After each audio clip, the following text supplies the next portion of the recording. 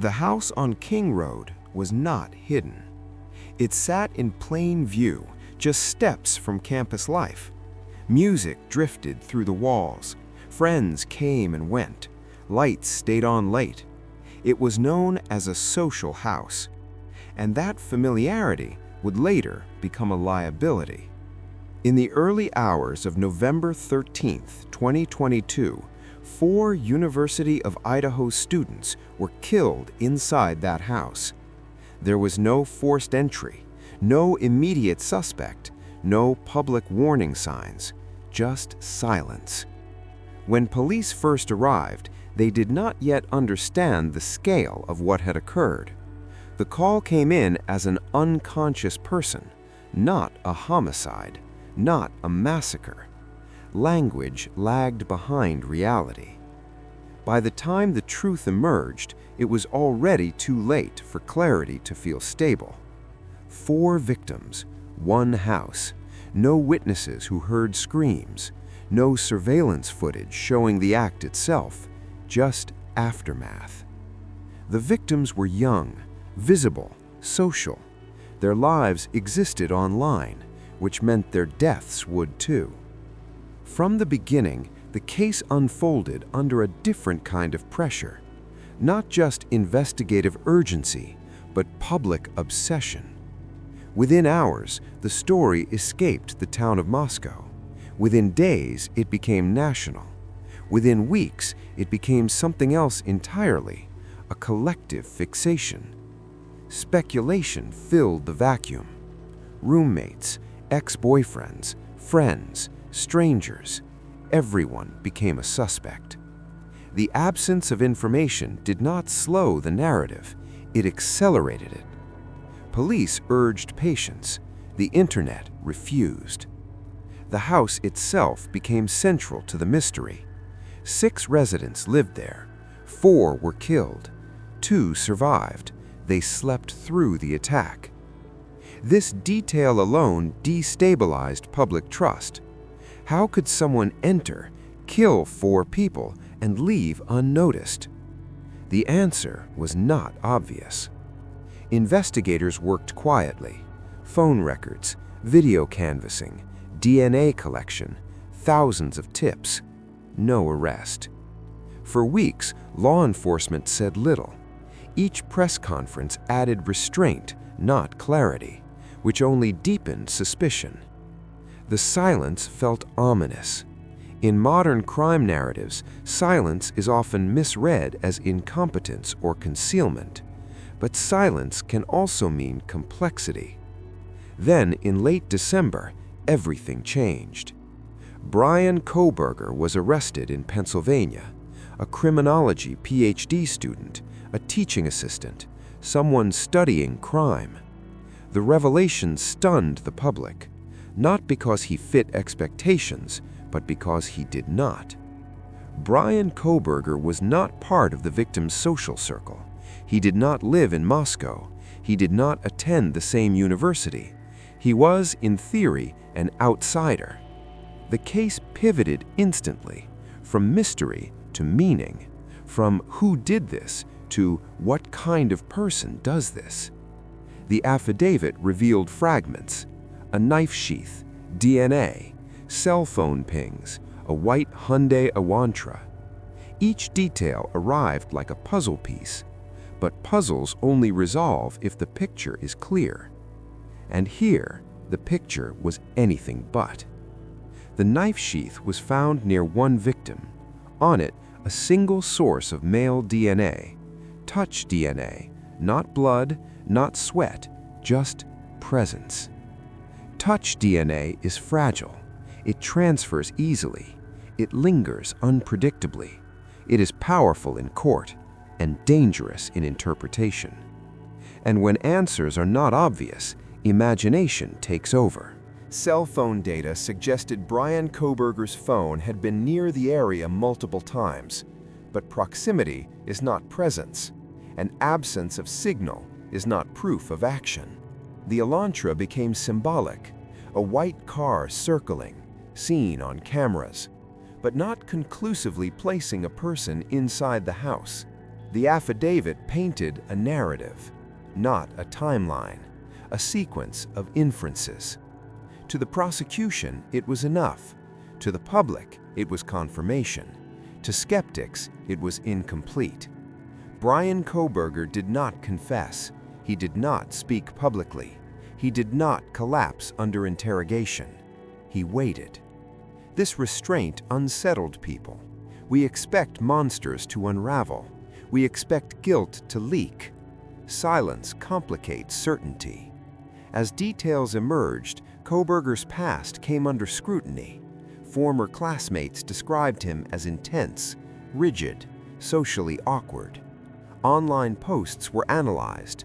Reddit comments speculated. Academic interests were reframed as intent. The fact that Kohberger studied criminology became central, too central. Knowledge of crime does not equal desire to commit it, but narrative momentum blurred that distinction.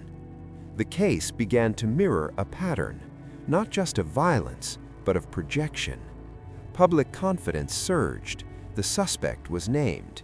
The pieces appeared to align. The story felt complete.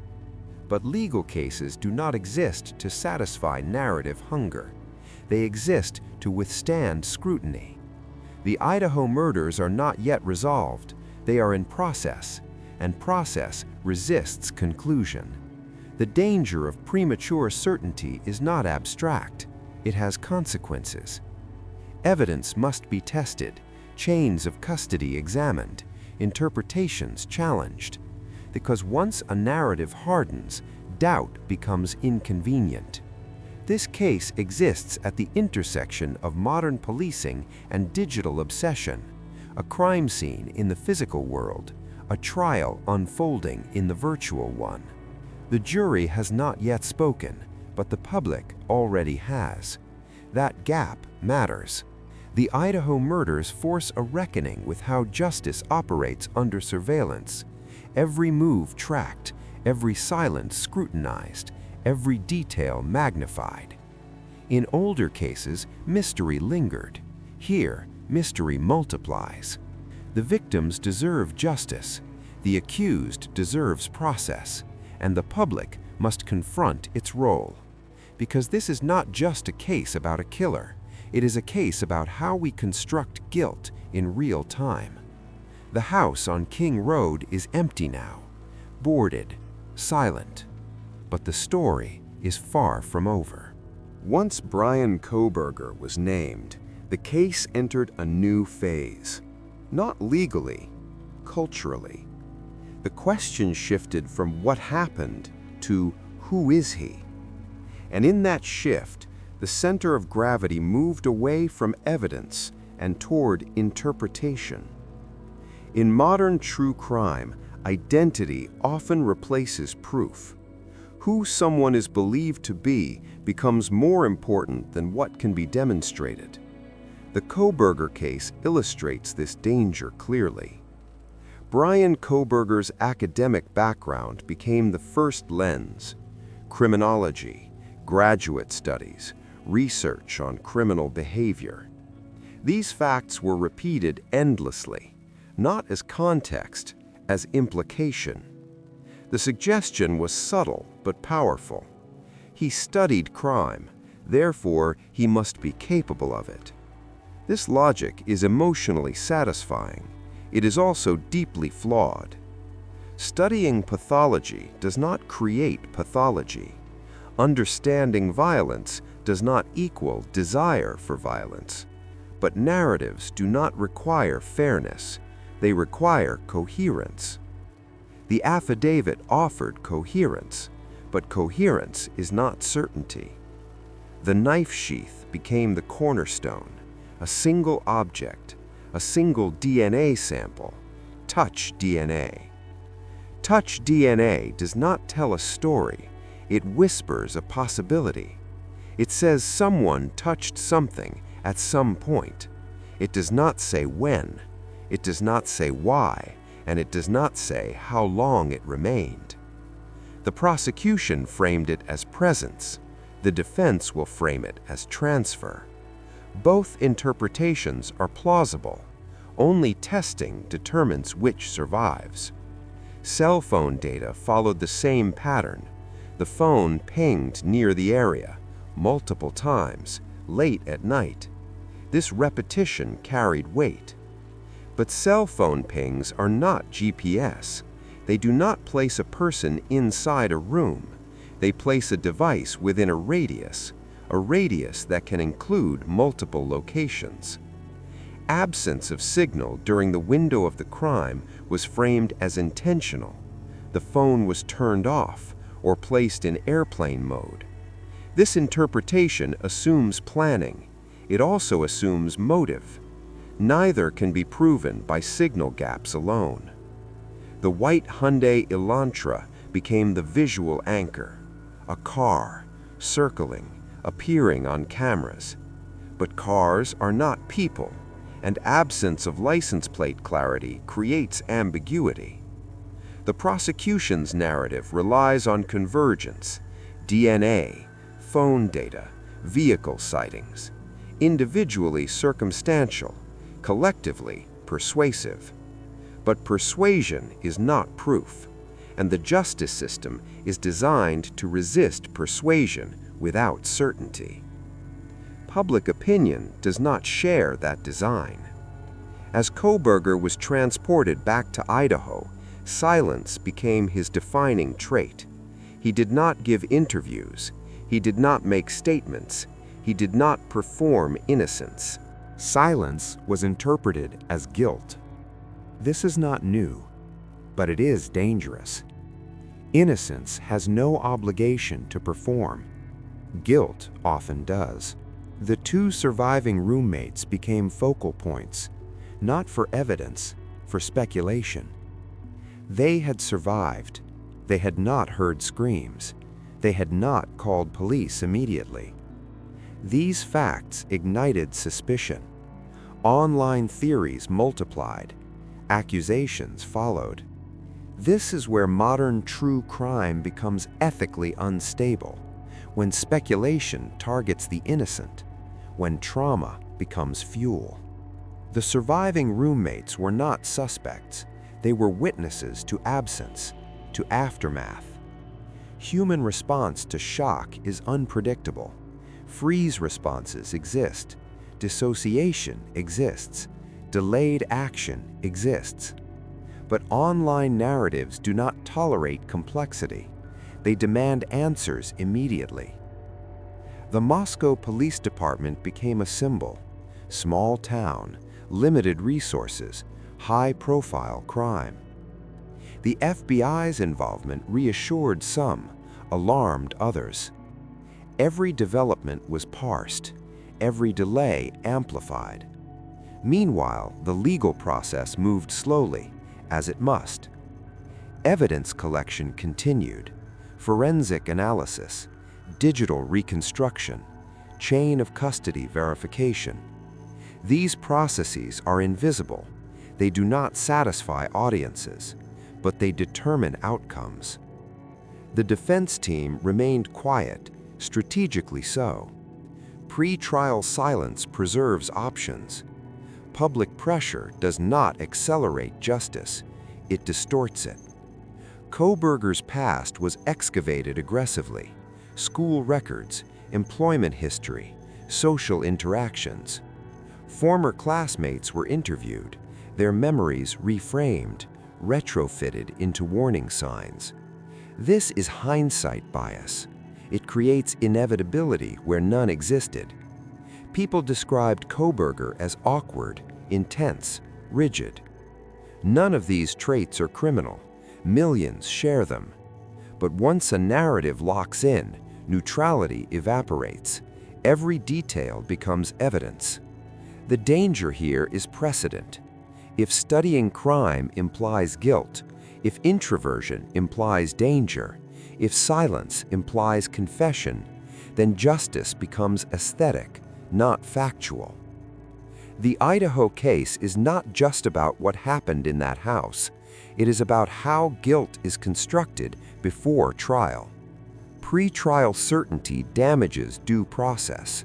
Jurors are not immune to public narrative.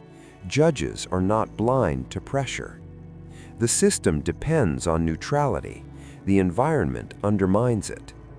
Another layer complicates the case: the lack of a clear motive. No personal connection established, no confirmed prior interaction, no financial incentive. Random violence is harder to process. People prefer motive. It reassures them that behavior follows logic. Without motive, fear spreads. If it was random, it could happen anywhere, to anyone. This fear drives narrative certainty. People want closure, even premature closure. But cases without motive require restraint. They demand patience. The prosecution may ultimately prove its case, or it may not. The outcome is not yet known.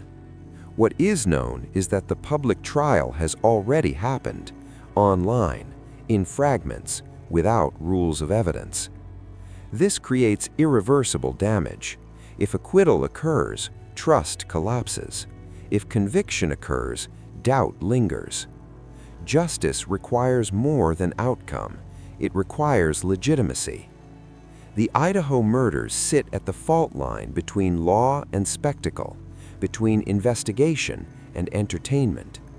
The victims deserve truth, not narrative. The accused deserves process, not presumption, and the public must confront its role. True crime consumption is not passive. Attention shapes pressure. Pressure shapes behavior.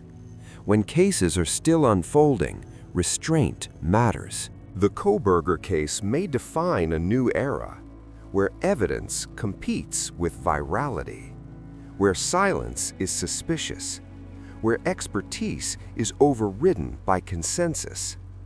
The danger is not that people care, it is that they care without patience. As the trial approaches, the noise will intensify. Leaks, speculation, analysis masquerading as fact. The legal process will resist this, or it will be tested by it. This case will not just determine guilt or innocence, it will test whether due process survives the digital age. And that question may outlast the verdict. As the legal process moves forward, something subtle but irreversible has already happened.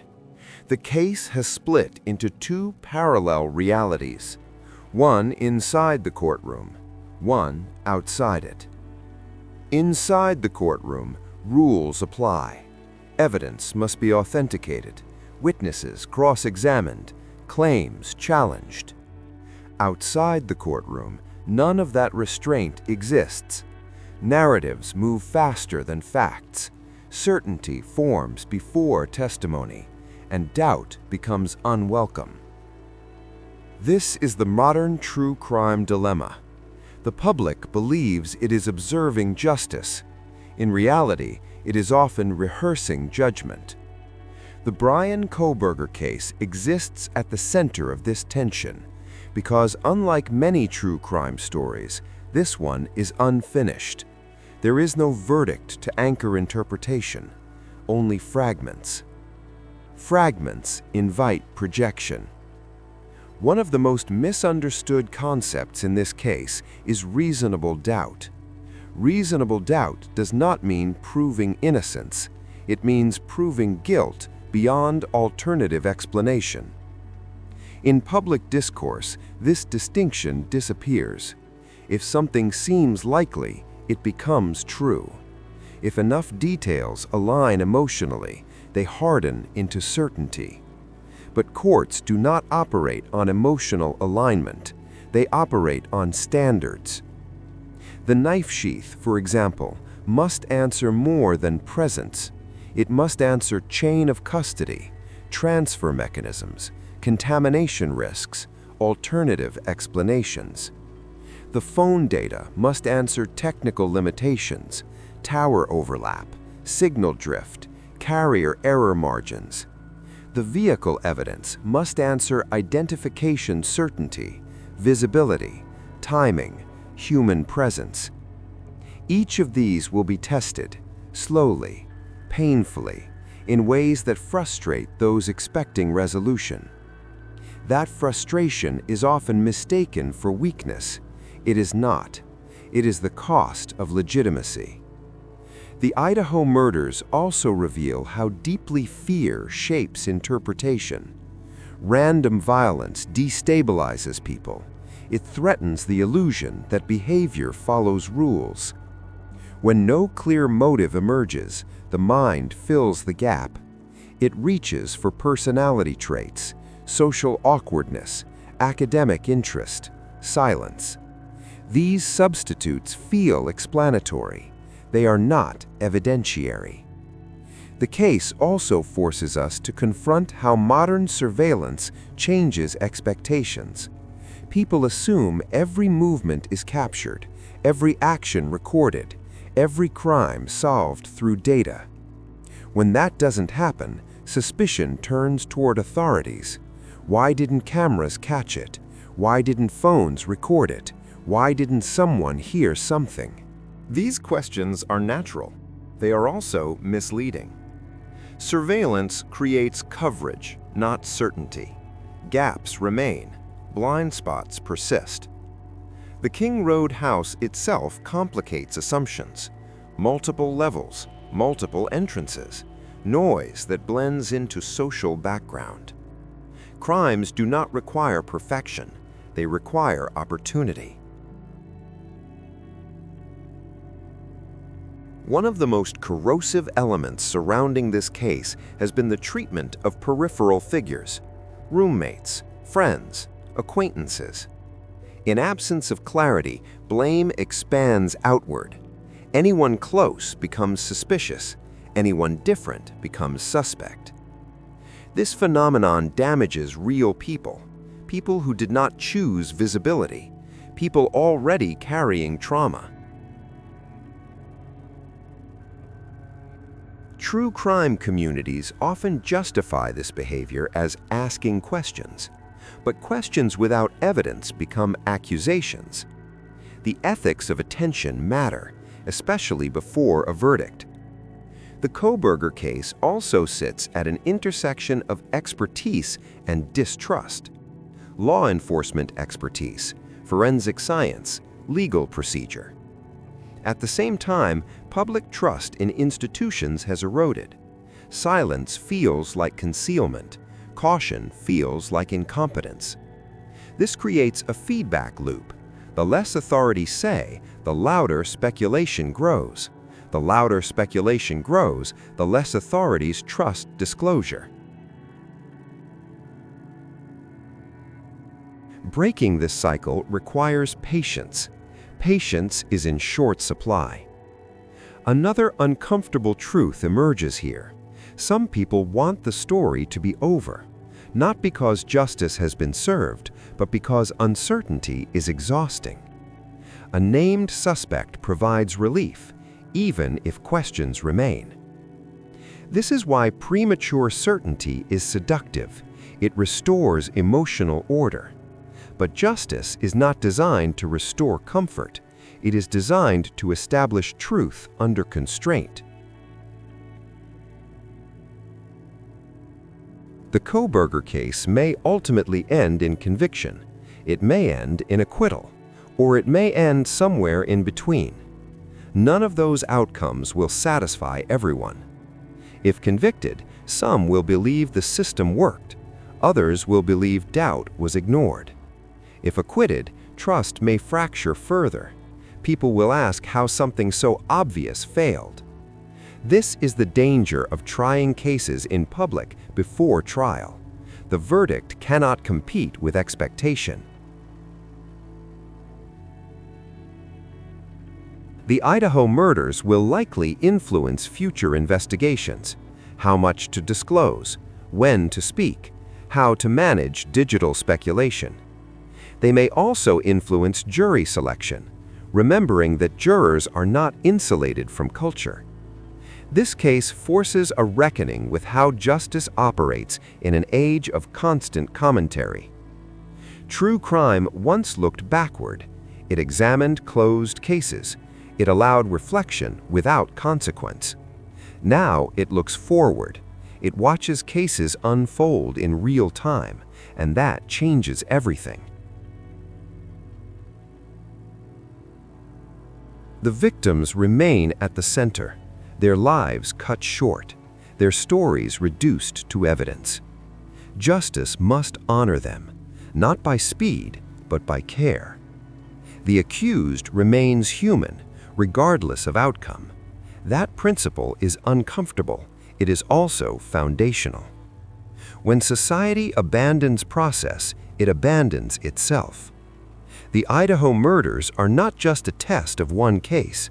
They are a test of whether patience can survive spectacle, whether doubt can survive virality, whether justice can survive certainty.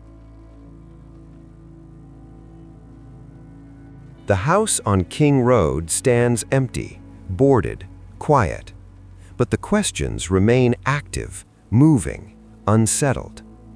This is not a story that resolves cleanly.